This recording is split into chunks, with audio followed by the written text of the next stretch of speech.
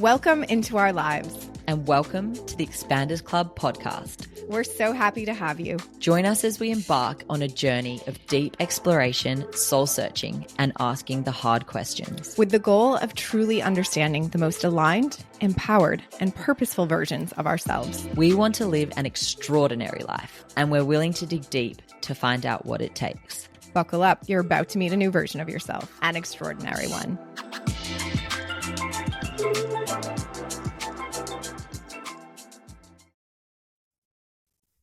Hello, everyone, and welcome to the Expanders Club podcast, where we explore all kinds of fun things, from health and wellness to lifestyle to, mental clarity, where we've had, our last episode was about mushrooms. We've had psychics on, we've had wellness experts, we've had entrepreneurs.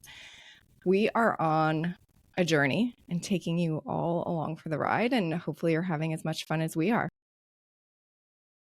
It's so fun. We're here to have a good time. We're here to have the good chats.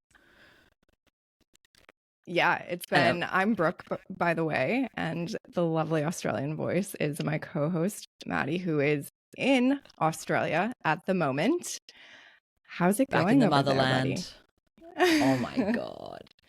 It is so good to be home. It's usually a year between visits, which is kind of wild that I'm away from family and friends for a year and to come back here and just, I don't know, I feel like I live two lives between these two countries.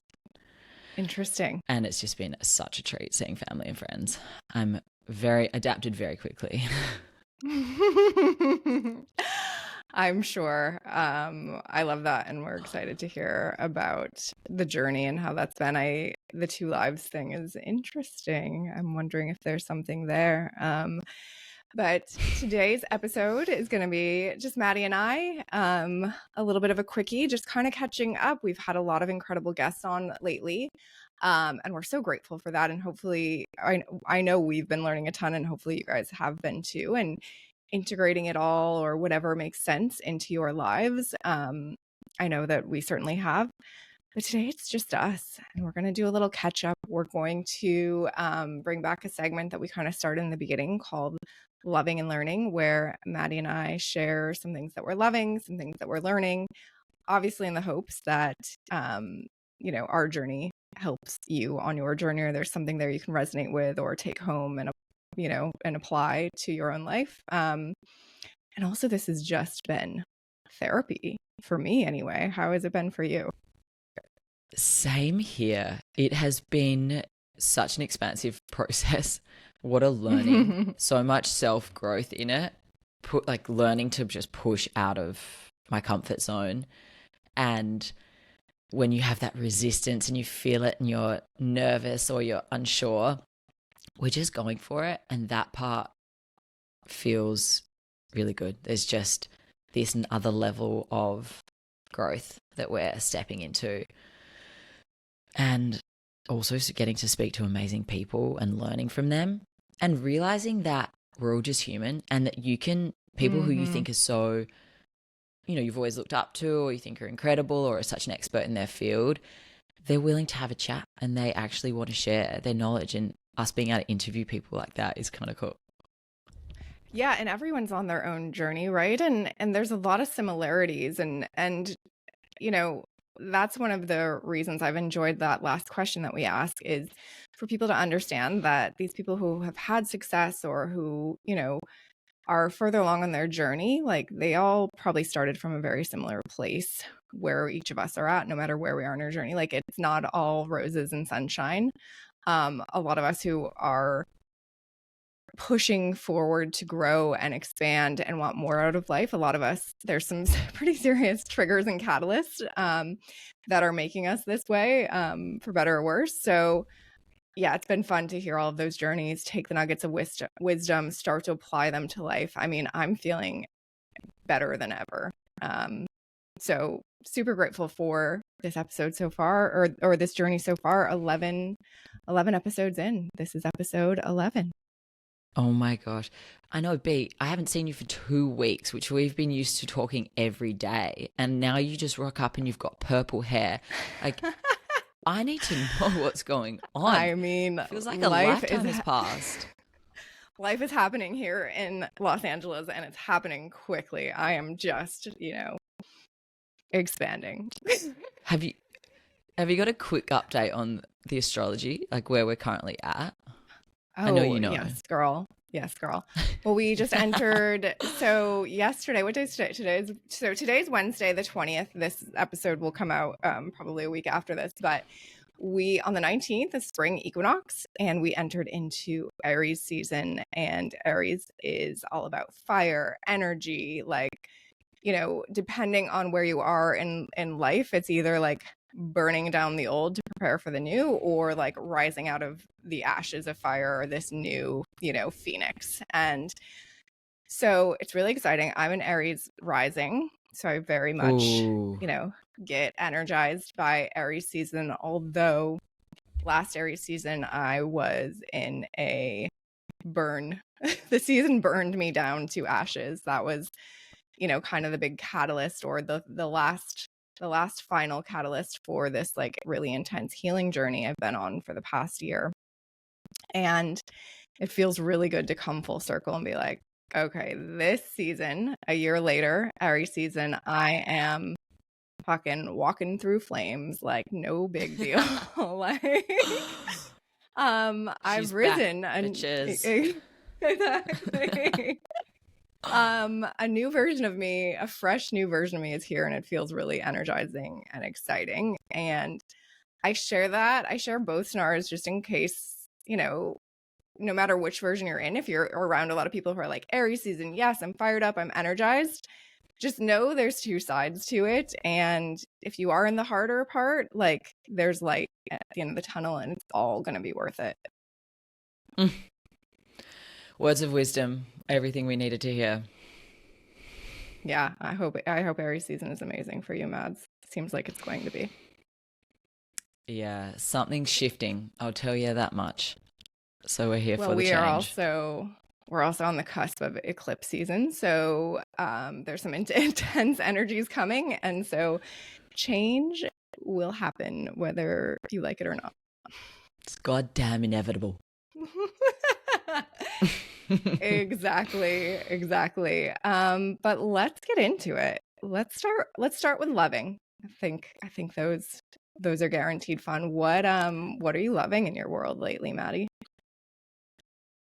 Oh, well, I feel like here I am in Australia, by the way, a day ahead of you. And I'm like in the future now. I love that. Tell me my future, please. It's looking pretty good. Honestly, it's been great so far. Excellent. Okay, well, I did go for my morning walk this morning, so it's like a Thursday morning. And the first thing I'm loving is the fact that everything in Australia, and I forget this every time, and I know it. I've lived in America for the past 8 years, and now coming back to Australia once a year, I swear to God, you just forget things. And that everything in Australia is miniature. It is literally, I'm holding up the tiniest little coffee right now, and this would have used to seem so normal to me, but living in America, everything's large. Everything is so big. The coffees, the bins, the trash cans are huge. Just like everything is big. The cars, just the country. Everything here is tiny. And it's, I don't know. I'm kind of loving it.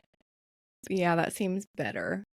It seems probably less wasteful and less in the energy of consumption. That is the big theme here. Exactly right. I'm walking down the street and seeing smaller bins, and it's like, okay, well, they have less trash and there's less packaging. There's less of everything, like these tiny little cups versus like giant big plastic things from Starbucks. I really think Aussies have it figured out in the sense of they're not consuming so much in terms of packaging and just Mm-hmm. things. They're just living a little bit simpler, just with a little. Yeah. In terms of sustainability, I really, really notice in the bigger picture, they're more focused on it. And that's just the way they've always been. So there's not like, oh, we've got such a big problem we have to solve.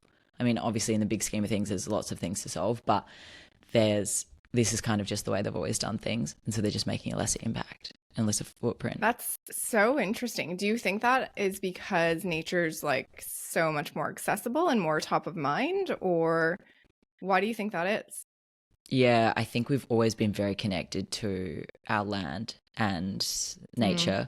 We're more immersed in it. I mean, we still have cities, big cities, but they're just not on the scale of America. And I just find that we really do respect our land here. It's like very important and very conscious. It's very talked about. Yeah. Yeah, that's a little bit of a tough pill to swallow as an American.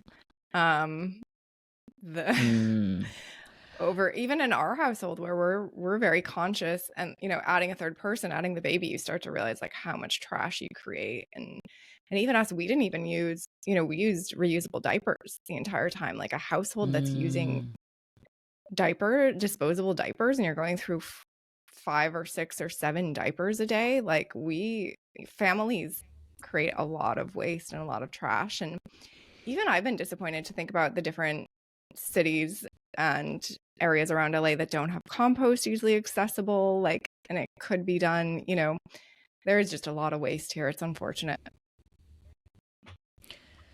Yeah, and I think that they've implemented a lot of like recycling in Australia. We take it seriously. I think a lot of people have compost bins at home. Like at my mum's house, I'm not kidding. She has 7 different types of recycling bins for her glass bottles, for her plastic, for her paper, for like little tin. Like it's so many different things.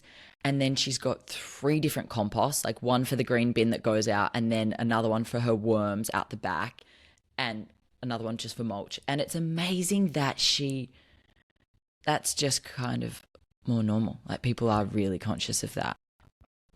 Yeah, I feel like there's probably a lot to dig into there. Like the idea, or maybe it's like we're so self-driven here in the States. And I don't know. I don't really have anything to compare that to, but I would relate a lot of those choices to just being in our own little bubbles and caring about ourselves and not thinking about the collective or the community as much. Yeah, and this idea that there's just so many people, so it's like, how can what I do make a difference? And also when you are discouraged by the fact that you maybe learn that the fact that you're recycling, a huge percentage of it isn't actually even going to the recycling. It's just going straight to the garbage. I'm still shook by this. I walked out I live in Venice in LA, and I hadn't taken my green bin out in a really long time, like with all the outdoor garden scraps.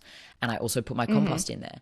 And the garbage man was waiting out the front, and he's like, hey, you haven't put your green bin out in a while. Do you want to put it out? And I was like, oh, thank you. And I brought it out, and he was like, okay, cool, I'll just grab it. And I was like, but you're the garbage truck, not the green truck. And he's like, no worries. And he just chucked all the greens in the garbage. And then I was like, wait, has this just exposed to me that green stuff doesn't even go to a green place anyway? It's all going to the trash. And I just had this moment of being like, oh my God, everything's a lie. Oh man. Yeah. Yeah. Yeah. I mean, if the garbage man doesn't care, who will? I don't know. I have so much trust in you, the authorities. I mean, we've both experienced the ocean and have done beach cleanups, and I've been to a recycling facility and interviewed them, and like, yeah, it's tough. It's tough to see. I mean, you walk the canal streets of Venice and there's just trash everywhere. Yeah, let's do better, people. Christ. I know. Pick up after yourselves. I know. Yeah, Fully. And I've got to give my dad some credit here. He took me and my brother down to this wetlands that he works on this school in Adelaide.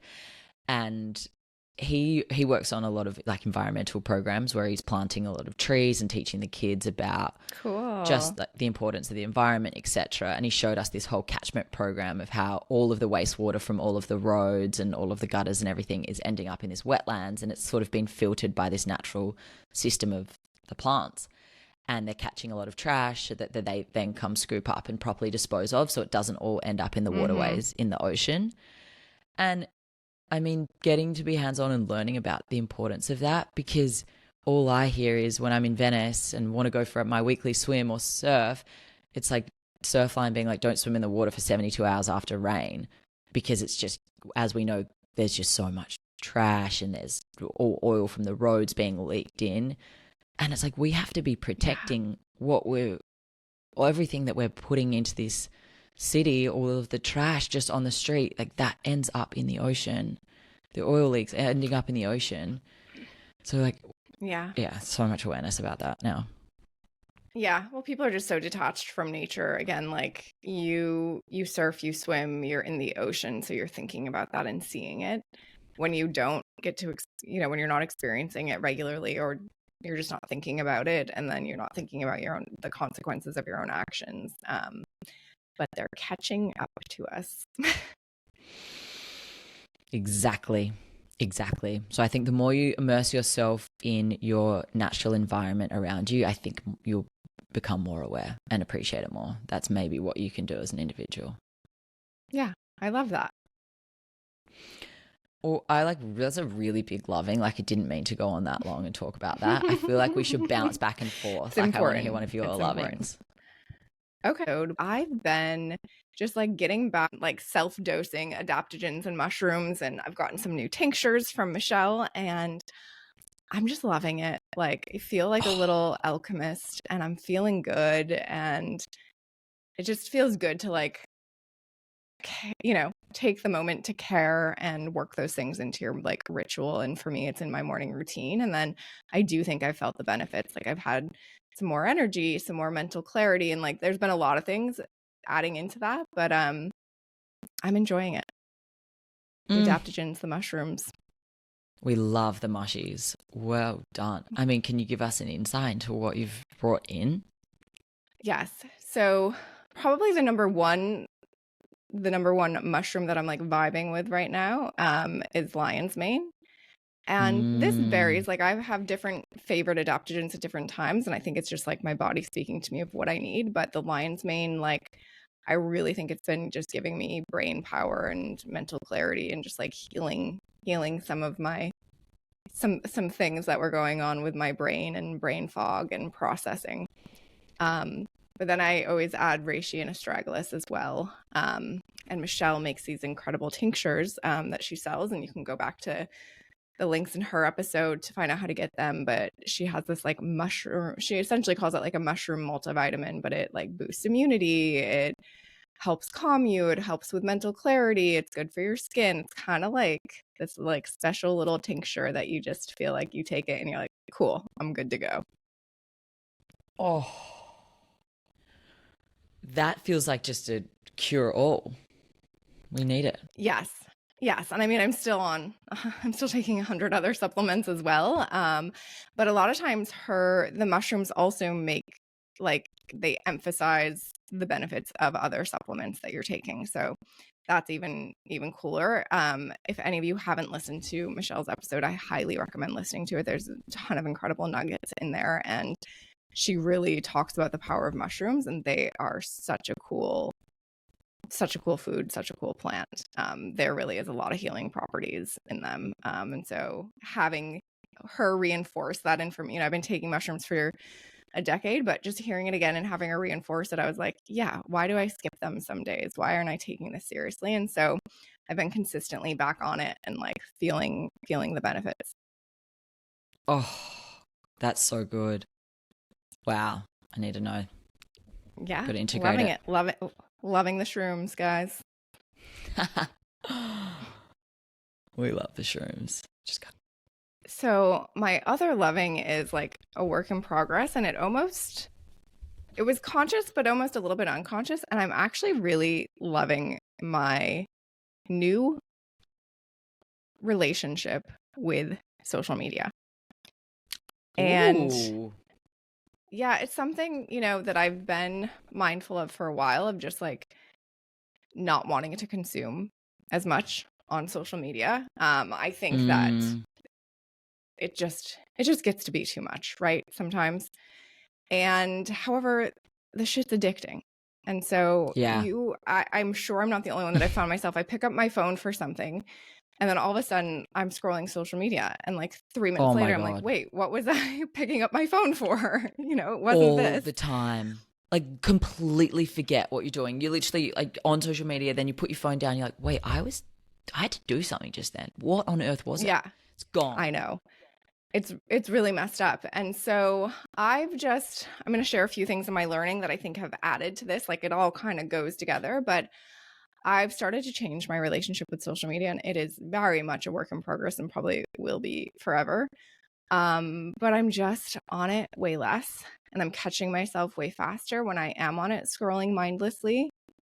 I'll go on, see what maybe a few specific friends are doing, send a few likes, a few comments. I'll go on to our page, Expanders Club page, and we only follow ourselves and then our guests. So we get, I don't know if you hang out in there at all, Mads, but the things that we're being fed are actually incredible. They're all like spiritual No. memes or homesteading videos, or so it's all stuff that I'm like deeply into, and it's so entertaining for me. And it's right now, it's mostly videos of like ducks on a farm, or taking a bath in someone's sink, or like like people creating their home farms.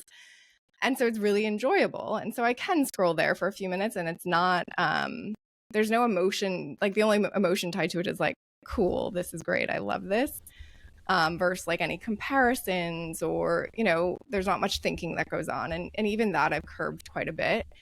So I'm just spending more time away from social media. And for me, it's Instagram. And it feels really good. It's given me time back. I've been way more productive, and it has given me more mental clarity. Like, I don't think we realize how distracting it is, but also like how much information we're processing when we're on social media, and how exhausting that is for our brain. And then how much that impacts our day. And for me, someone who's trying to work on rebuilding their energy, like, I am feeling more energized than ever. And I think the biggest thing is cutting down, or one of the biggest things is cutting down on my social media usage. Or being much more conscious about it. Again, still a long ways to go, but using it a lot less, and then being conscious about what I'm consuming when I am on it. Yeah, it's such a love-hate relationship. In so many ways, Yes. It is an incredible tool. We're so lucky to be able to have it. We get to use it. We feel that we need to use it, and that's what I feel for the work that I'm in. And then it can be so draining. So to form a good relationship with it feels like the best thing to do, because to totally eradicate it from your life means that you're not getting to take advantage of that tool.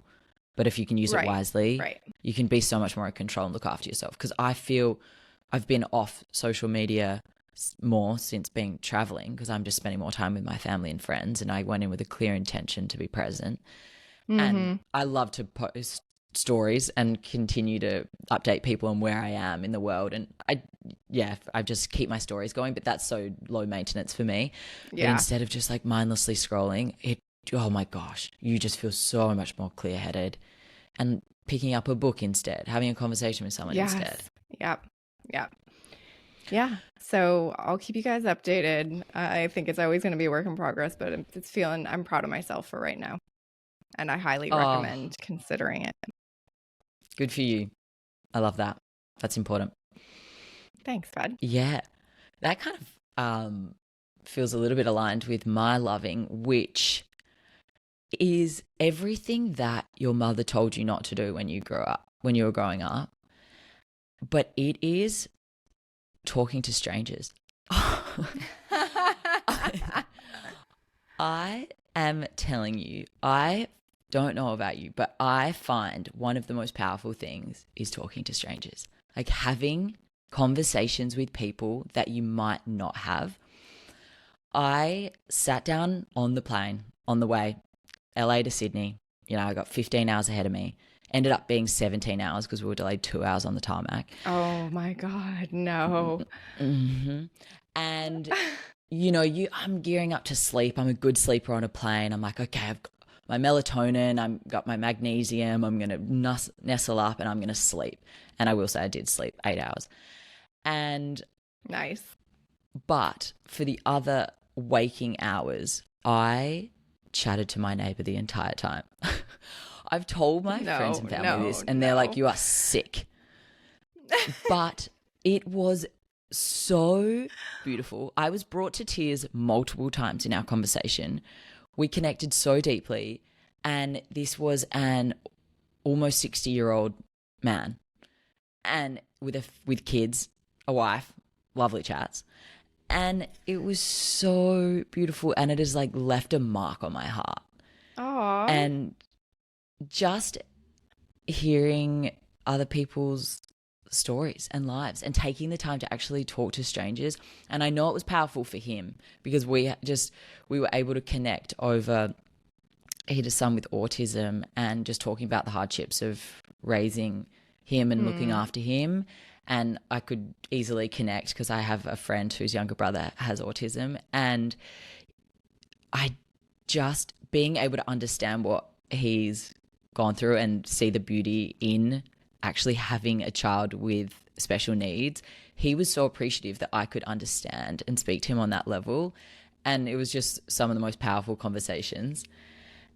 Then on my next flight from Sydney to Adelaide, I had two people next to me, and the three of us chatted the whole time. Literally a 60-year-old Japanese woman and a 40-year-old Indian man. And we had the most amazing conversations because we were all connecting over being like immigrants in another country, like how it felt to be in another country from a different country. And we've all added each other on LinkedIn since.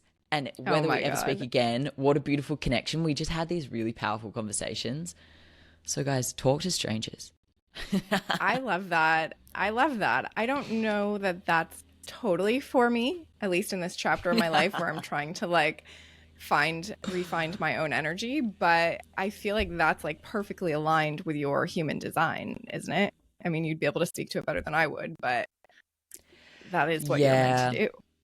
That's exactly right. As a reflector, I am meant to learn, speak, gain information from everywhere that I go, all the people along the way, and then reflect it back, my learnings of the world. And I do think that having these powerful conversations, and whether they're powerful or not, it's just a little chat, making someone's day, making your own day, speaking about something you might not have. Yeah. I'm energized and fueled by that. And if it offers someone else that, then I feel like it's worth it. Well, connecting with people, period, is powerful, and giving someone the opportunity to share their story, because I'm sure a lot of people don't have that opportunity. You know, maybe they've never said stuff out loud or started from the beginning and shared their whole story. So that's a pretty cool thing to give someone the opportunity to do that. Yeah. Shout out to my friend Amidst. He said that I hope he's listening.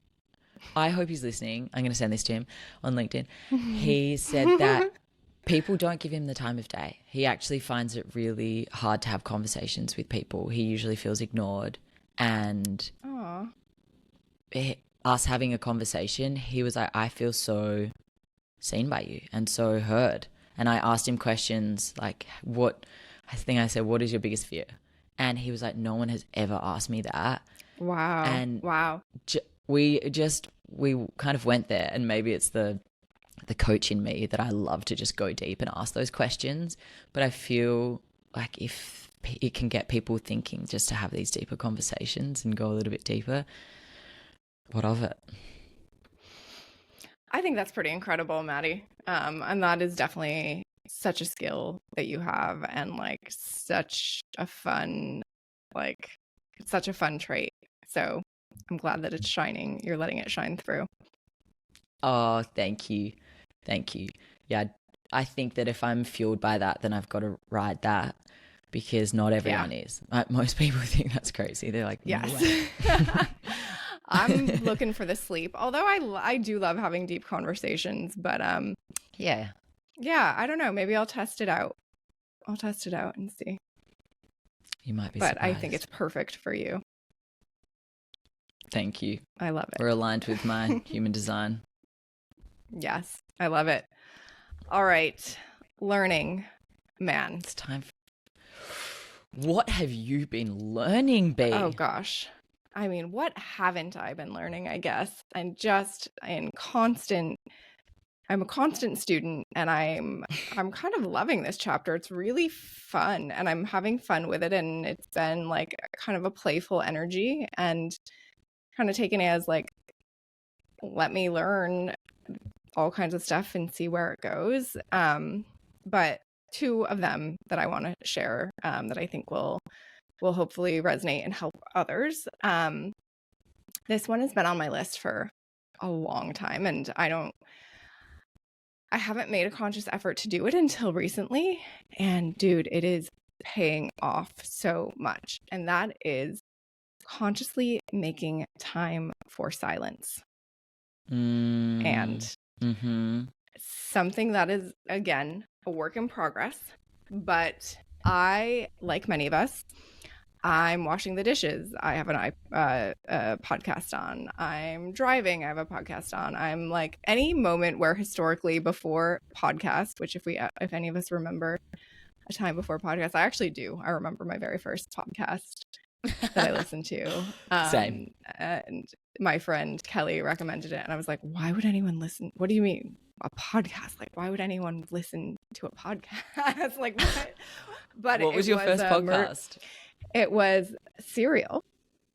Oh, do you remember that? God, I mean, it's still out, but it was Serial, the true crime podcast, and it was the very first season that they did. Yeah, Adnan.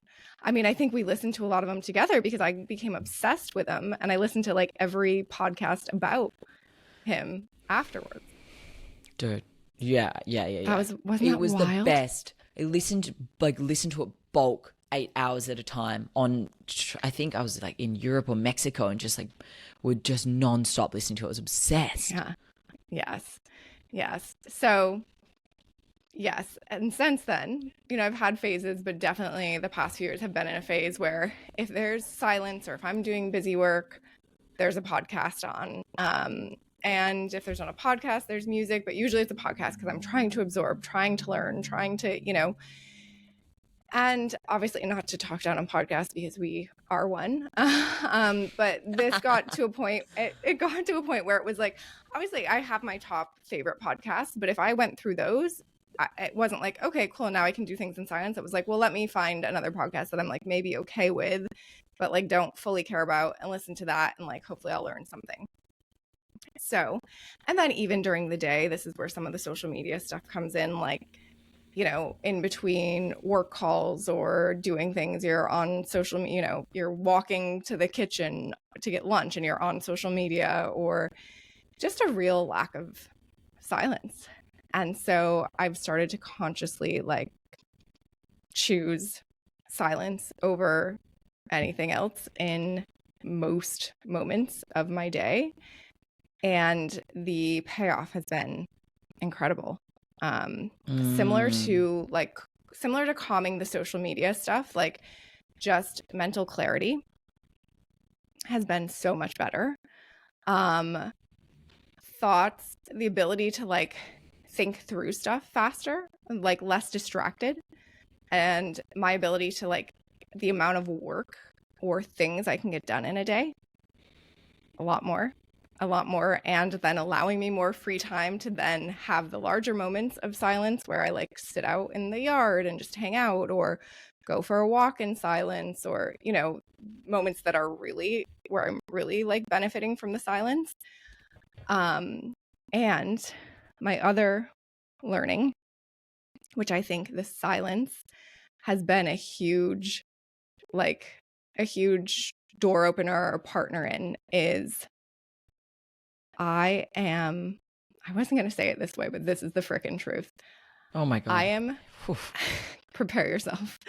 I am channeling insane shit. Insane shit. What? That is just like coming down from a voice to me, through me. And it's for me, how I was really going to explain it was like listening to that little voice. So for Yes. me, it's a voice.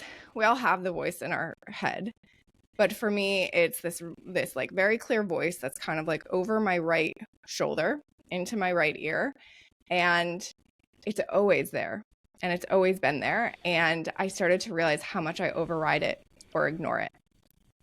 And in the silence, the voice is much louder. So I started to play with like, okay, well, what happens if I listened? And I've started to listen to even the little things, not question them, and just do them. And it has been like tiny little things. Like, for example, this is a silly one, but I'll just give you this example. We were at the grocery store, we're at Whole Foods a week or two ago, right before the new moon, which was a really powerful new moon, and it made me really sick, actually. And we were at the grocery store, and I found myself in the shampoo and stuff aisle, and I was like, oh, I should get some. I just had the voice said like, get some magnesium, like bath salts, like the high quality magnesium bath salts, the like big flake ones. And I went down to grab it. I grabbed it and I picked it up, and it was like, it's $27 or something. And so I put it back, and I was like, no, I'm not gonna get. I don't feel like spending $27 on bath salts right now. And then the Whoa. voice came back and said, get it. And so I was like, okay, I'm going to get the bath salts. What? Get the bath salts. Yes, I get the bath salts, bring them home. Don't think twice about it. The next day I keep getting a message. Like I keep hearing like, plan to take a bath tonight, plan to take a bath tonight. It's a Saturday night. I don't want to take a bath. I want to hang out with my husband and chill and, watch a movie. I start to get so sick all of a sudden at like 10 o'clock at night. I start to get so sick. But I was like, the only thing that will give me a chance to feel healthy tomorrow is taking a bath. I texted Eric, who is my astrology mentor, and he was like, the first thing he says is like, oh my God, get in a magnesium bath. So I took a bath, and I did still get really sick, but I felt a lot better. But had I not listened to that voice in the first place, I wouldn't have had the magnesium. Then I wouldn't have even been able to take a bath or thought to take a bath. And then just a small example, but like, Yeah. that's like exercising the muscle, and then the big stuff comes through. Wow. Yeah, listen, because Yeah. your body knows. And it just feels so much more in flow than this like constant, like that's almost like the voice of flow. And then there's the logical voice, and like the logical voice often overrides. But even, I'm preparing for a board meeting tomorrow, and this voice kept saying, open the Akashic records when you create your board deck. So I created a deck Oh, wow. for the board meeting that's like pretty extensive and detailed. And so I was like, okay, that sounds a little crazy. I'm bringing spirituality into something that's very important in my business. And I opened the Akashic records and frickin' wrote the board deck in like 10 minutes. What? Just channeled through exactly what to write, and I didn't question it. I just like wrote it. I wrote it all out like on a document first, before I made it into a deck, and just like wrote it all out, wrote out all the language, and like that was it. Then I plugged it into a deck. What do you mean you opened up the Akashic records? Yeah, so the Akashic records are, I might not do it full justice explaining it. They're like a record that are protected by like your masters, teachers, and loved ones of all souls and all souls happenings across all time and space. And so it's just like a record of everything that has ever happened in every dimension ever. And you can open it and ask them questions, and they will give you answers. How did you open it? I don't get it. Okay. Yeah, it's so I've been trained in this, and I do it for myself. And there's just like, there's different ways you can do it. There's like a specific prayer that you can say. I say that, but it's also like a little bit of your own, like you have to get your own self ready. It's kind of similar to like channeling or like psychic work. And you say the prayer, you open the records, you ask them the questions. For me, the stuff channels through. For me, it's easiest. This I was typing and it was fine, but I've found that it flows much more if I'm able to just say it out loud. So a lot of times I'll like just record myself. When I have them open, I'll ask the question, then record the answers, because the answers will just come through me. And then when you're done, when you get your answers, you say a little prayer to close it. Close the records. Yeah. Okay. I thought you were like opening up a Google page and like opening up the record, but you're putting it out there, saying your prayer and calling it in. Yeah, that's a fun kind of comparison. I guess it's like it's a spiritual Google kind of. Provide me with all the information I need. Yeah. Okay. Well, you have to ask the questions in a certain way, but it's a pretty cool, powerful tool, and it's something I've been meaning to like access more, because I am able to do it and I've gotten great results. And so I was like, okay, I guess I'm listening to opening the Akashic records and creating my board deck. Okay, what else could it do for me? I need to do this. Sounds powerful. Yeah. Well, let's do a session. I mean, you can just open them, but I mean, there's some tuning that you have to do to be able to open them, but it's a really cool tool. You have to like believe in it and know how to access and hear the voices, but you probably actually do. I feel like there's a lot of voices in my head telling me what I should be doing. And it is true. You realize how much you ignore them. Yeah. Well, and I think you have to have, it has to be the right voice that you're listening to, right? So for me, there's this very distinct voice, because of course there's plenty of voices, but also actually when you get quiet, there's really only one clear voice. And then the rest is kind of this very heady, a lot of the voices are just like kind of like children running around your head is how I would describe them. Where this voice that I'm listening to is very grounded, very clear, very calm, very patient, very loving. Like it's just a whole different vibe than the logical, chaotic voices that can just be going on in your head and are from stories and trauma and conditioning and experiences. This is more of a like knowing voice. Yeah.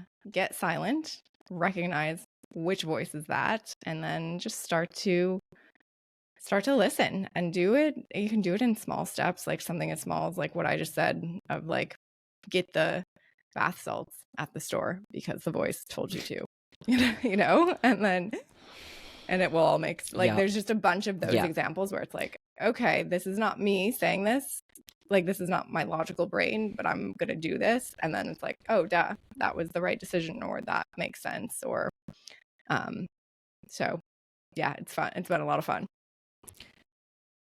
Oh, I love that. Yeah, anytime I need to think clearly, I just go for a walk without my phone. I've said this before. That's the time. It's just like when you can just be clear-minded and things can just come to you. So next time you do that, start to see what the voice that's giving you that information sounds like, and then just start to be able to recognize that voice through the chaos of the others, and like call on that voice when you need her. And I don't know what it is. Like, is it a guide? Is it an angel? Is it my higher self? Is it my younger self, who actually I feel like knew a lot more than I do now? Is it my soul? Is it my true self? Is it, I don't know. I don't know what it is. I think it's our deeper knowing. Like it is just the part of you that knows better. And there is like, you have the answers inside of you, but then there's just like an urge to do things. Like, I guess my inner voice this morning was like, don't get a coffee. You don't drink coffee. Don't get a coffee. Don't get a coffee. but I ignored it and I got a coffee because I'm back in Australia and coffee just hits differently here. It's so good.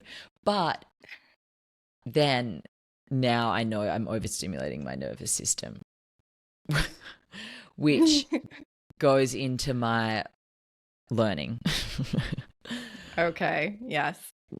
Which is when being that I'm traveling, I've been away for 2 weeks, the most of the time when you come home from travel, you're so excited to get back to your routine. It's like you've had an amazing trip, but you're like, I just need to get back to my routine. And it's like, what is it about that? And it's about that you, in your normal way of life, have found the things that work for you that feel the best. Like your exercise routine, your eating, your sleeping routine, being in your own bed, just all of these things that you do, your mindfulness routine. And so rather than throwing all of that out the window, because I'm away for a month, I have to feel good while I'm here and traveling. And so my learning is just like getting back into like finding a new routine that works for you while you're away. So I have not been doing as much exercise, but and if I'm on ClassPass, so I was trying to find classes like my normal yoga or Pilates or HIIT classes, but it was harder to find in Adelaide. So like just going for a run instead, or doing it at home yoga, and finding the things that you would usually do, because every time I did exercise, I was like, oh my God, I'm back. Okay. Just a reminder that to find any sort of normality in what you usually do, because I was been feeling, even though I was really relaxed on so far being in Australia with my family, with my friends, initially my nervous system relaxed. I was like, And then I was starting to feel the stresses come back in and being a little bit on edge, feeling a bit anxious. And I was like, what's going on? I was like, I haven't really taken much time for myself. I've been highly stimulated, going out for dinners, going out for meals, like doing a lot of things. And as soon as I started to slow down and incorporate my morning walks again, runs, my stretching, just the way that I would usually live, reading my book, I was like, okay, we're back. Yeah. We're back. I'm recalibrating the nervous system again. I know that this is what I need. And of course, if I'm drinking coffee and going out for dinners and all these things, that's not what I usually do. So learning to embrace your normal routine as much as you can while still being on the go, traveling. Yeah, and some of that might not even be about the actual exercise or the thing that you're doing, but about just making time and space for yourself, which is so hard to do when you're traveling and have people are expecting to see you and maximize all their time with you because they only get to see you once a year. And so hats off to you for making that a priority. Yeah, I mean, I haven't been perfect. It's been very stimulating. A lot of people and time spent with doing all the things. I've done so much, but yeah, just taking, oh my gosh, it's so good to just go for a walk around the neighborhood you're in and take it all in. It's so, I find that so powerful. Just the thinking time, alone time, very important. Yeah. Yeah. I see a theme here for us both. Find that time for yourself and silence. And my second learning has been, well, it's been so incredible to come back after a year and see all of my girlfriends here and all the things that they're doing, the growth that they've been through. It has been incredible. Just so beautiful to see them with babies, with toddlers, with buying houses, renovating houses, starting companies, running businesses. Just all of them doing so much, achieving so much, juggling it all. I am blown away and so impressed at the incredible women in my life and what they're doing. And so it's been so amazing to see. I'm just so proud of them. Literally saw my friend, was an hour back from being at the hospital with her holding her baby straight out of the womb that I got to meet. And she was just like back to her life. And she's just such a badass. I was like, whoa, it is just incredible. I mean, what people can achieve, like put themselves in to these situations, they'll just handle it. And yeah, seeing the growth of my friends has been so incredible. But at the same time, I also see this theme of all of them and myself and all of us working through the idea of like where we should be and where we think we should be, and these expectations that we put on ourselves, and also having conversations with people who are like, I'm not really where I thought I would be, and I don't have the partner, and I don't have the baby, and I don't have the house, and I don't have my career in the place that I want it to be, and I don't have the financial abundance that I wanted now. And this learning of that we are so ingrained as a society of this, telling ourselves this story of where we think we should be, and what we put these expectations on ourselves, and they're formed around us. And it's hard when you go back to your family and friends, they ask questions. Oh, have you got a partner? Oh, where are you? When are you planning on having it? This and doing that? And that's so hard. And I want to help guide this new normal of us like breaking free of those expectations and not being in this mindset of like, I'll be happy when I have this. Yes. And just trusting our own journeys, that we're all living that our own path the way that we should, and learning along the way, and that it might not look like we thought it would, but that's okay. And that we were all just meant to go on these paths the way that we were meant to.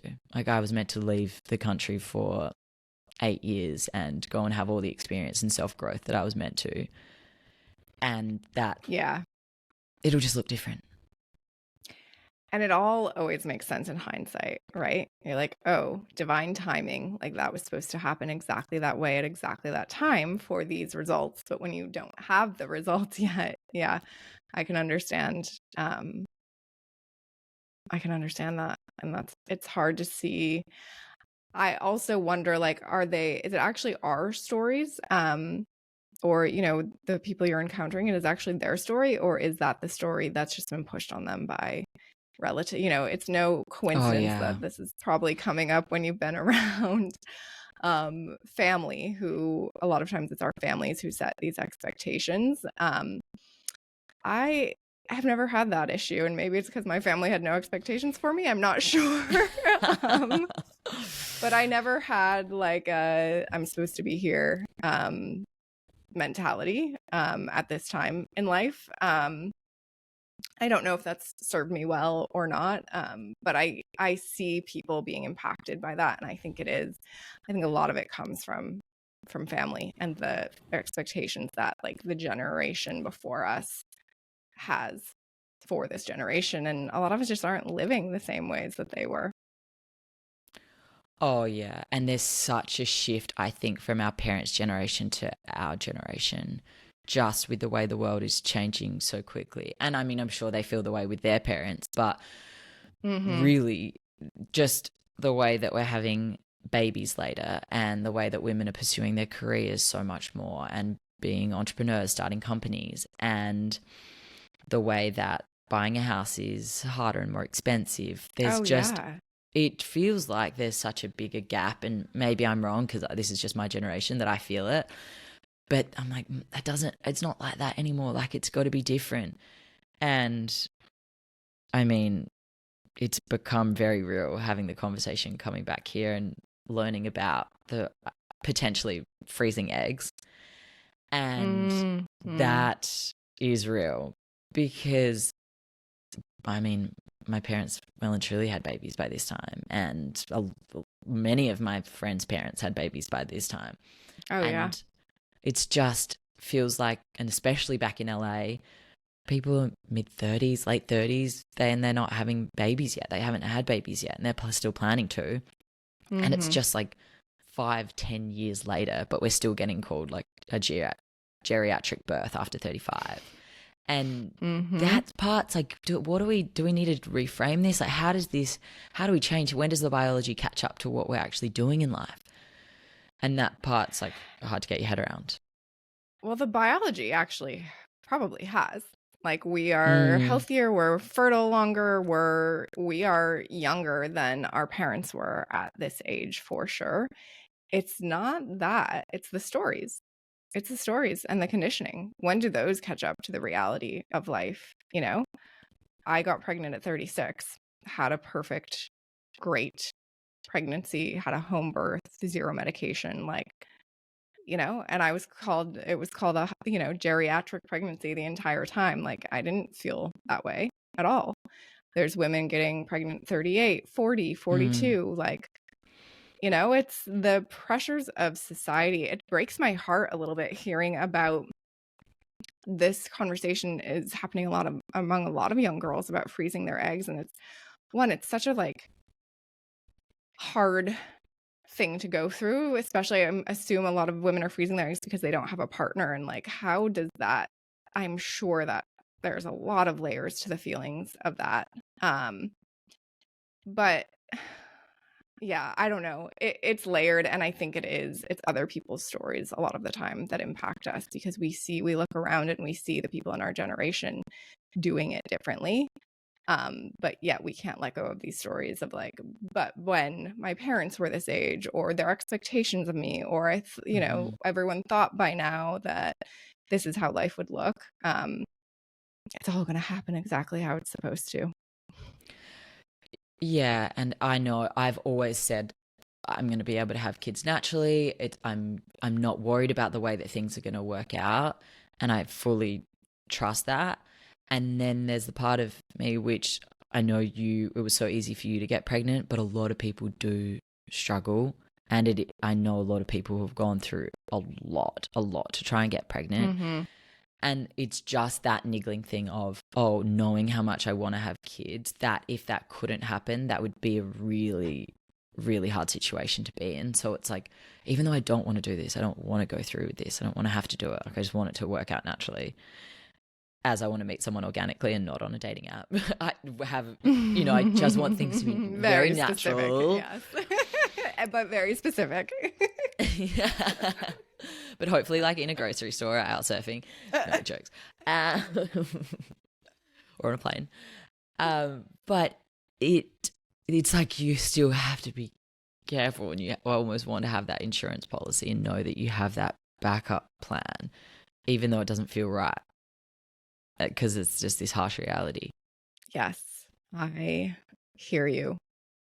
I don't agree, but hey, I don't have a journey to compare it to. My journey worked, like you said, I wasn't trying to get pregnant, got pregnant with my husband, had it all work out. So I'm separately from taking this conversation, what I'm about to say, and separating it from the journey of fertility and having a baby, I would just keep in mind and ask you if you believe that our thoughts create our reality, which is a very, very powerful thing that I've been playing with, and will continue to, and will keep you posted.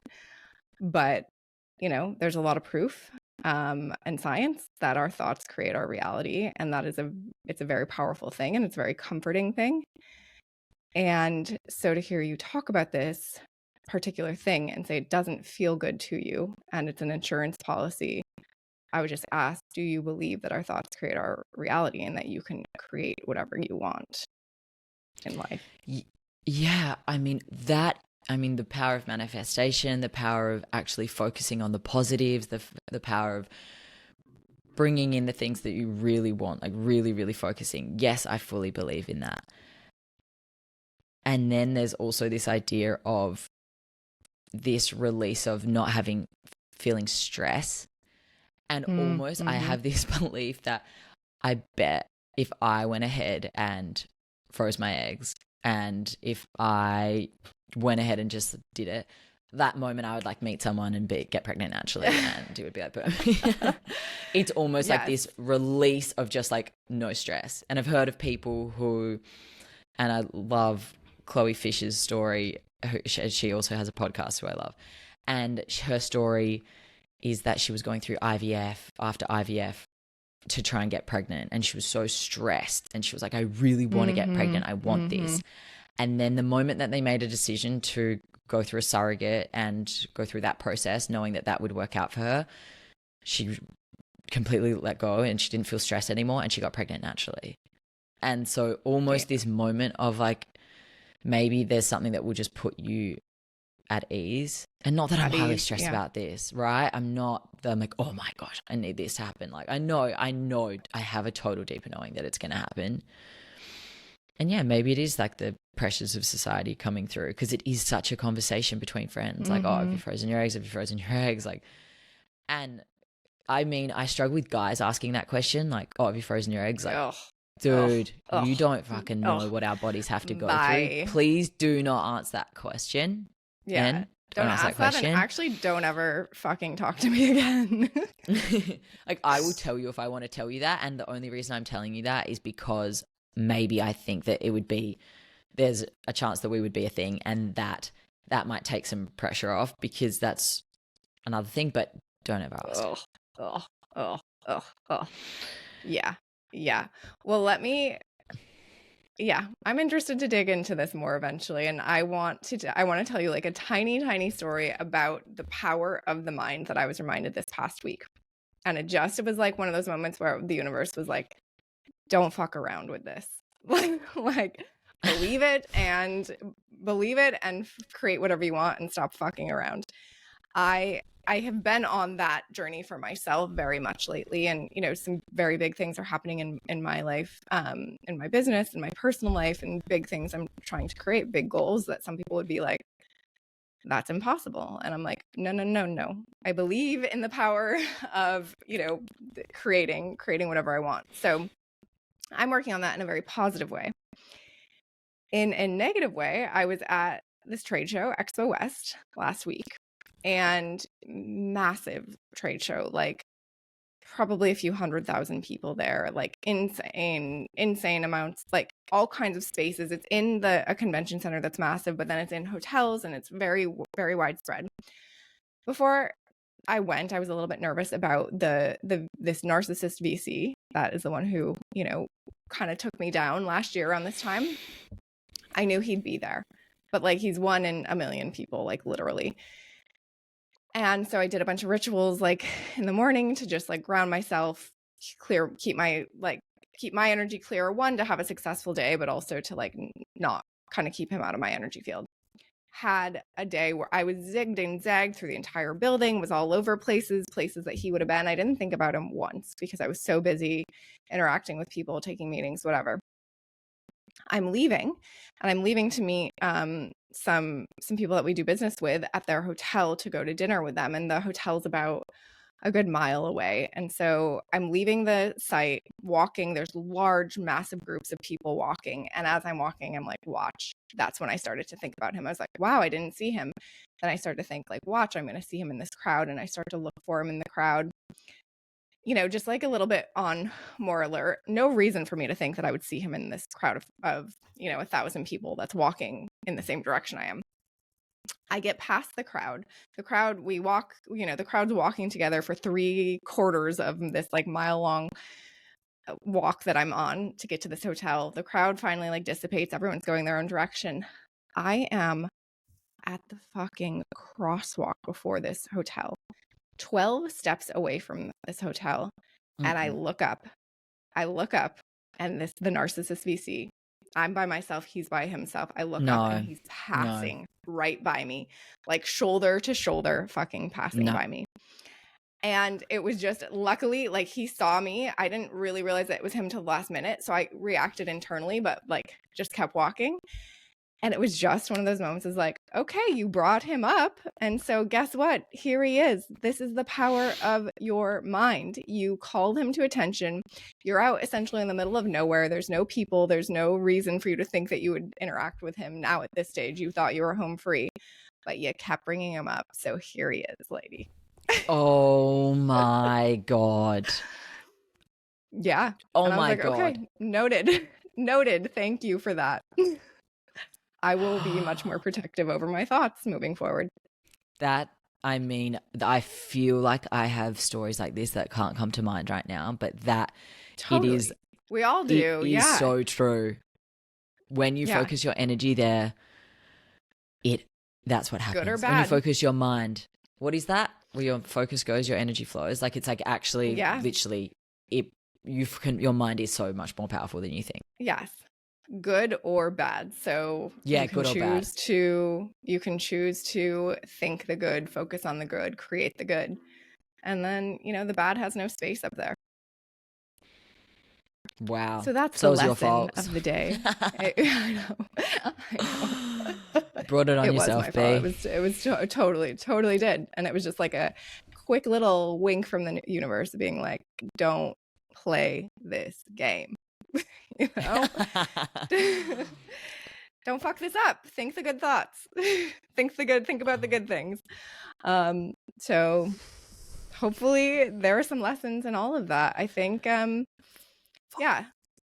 That happened for me at the airport. I was like rocked up and my bag was weighing way too much, which, by the way, guys, just a heads up. If you come from America to Australia, there are actually rules in Australia and there's no rules in America. Speeding doesn't exist in America. You can speed and you can take as much luggage as you want. They won't weigh it. In Australia, you can't speed. Can't talk about it because I can't tell my mom that I got a speeding fine. Oh my God. with her car? Yes. And like the second time I drove here, I was like, I mean, I'm not in America anymore. Yeah. You'll be way back in the States by the time she finds out. Yeah, exactly right. Sorry, Mom. And and my luggage was so far over, like God knows what I packed. And in my head, I was sitting there, I was like, don't weigh my bag, don't weigh my bag, don't weigh my bag. And the woman comes over to me and she's like, Miss, excuse me, have you weighed your bag? And I was like, and she's like, please come over here and weigh your bag. And I was like, I pulled this on myself. I had to pay $80 for having an overweight carry-on luggage. Oh, man. I mean, just stop. And I couldn't even say to them, they're like, what's your excuse? Or like, look at me, and like as if I have to have some excuse. I'm like, rules don't exist in America. I've been living in the US for too long. I'm sorry. Dude, I've gone rogue. Coming back, it's really hard. I know. I gotta whip you back into shape, back into Australian shape, You're just an over-consuming, unthoughtful, rule-breaking American. Yeah. Yeah, I've turned into a fucking rogue American. I know. I'm excited for you to come back on Australian again. Oh my God. People are like, oh, whoa, you haven't got an American accent at all. I was like, yeah, give me 1 minute back in Australia. Yeah, I'll come back. You won't be able to understand me. Yeah, I know. Although I kind of recall those days. We'll see. I'll be happy to be your translator. Cool. This is a fun one. Yeah. A lot to catch up on. No, we meant to keep it a little shorter, but Mads and I haven't seen each other for a little bit. We had a lot to catch up on, a lot we wanted to share with you guys, and hopefully you found some of it valuable. And hopefully, we'd love to hear if you start to incorporate some of these things into your lives or anything you've been learning on the podcast. How it's impacting you, what you're enjoying, what you want to learn more about, what guests we should bring in, all that stuff. Let us know. Yeah, we're open to it. We're here for the good times and the deep chats. Yes, with strangers on airplanes. That's the takeaway from today. Yes. You never know who Takeaway, talk to the strangers. Talk to every stranger. I mean, Maddie's just looking for a man out there. That's why she's talking to strangers. I mean, I am manifesting a lover on a plane. Yes. Ooh, okay. I like it. Look, Mads, you got to let us know all the things you're manifesting so we can put the good vibes out there too. But so when it happens, we can be like, yes, see the power of your thoughts. All you have to do is have the thought. and you can create it. Oh, they are all in my journal. Don't worry, we've got keeping Right. track of the manifestations. Excellent. I'll share as they come true. Thanks for the shares today, Mads. And thank you all for hanging out with us. Thanks for joining us on this journey, and we'll see you again soon. It's been real. Bye, guys.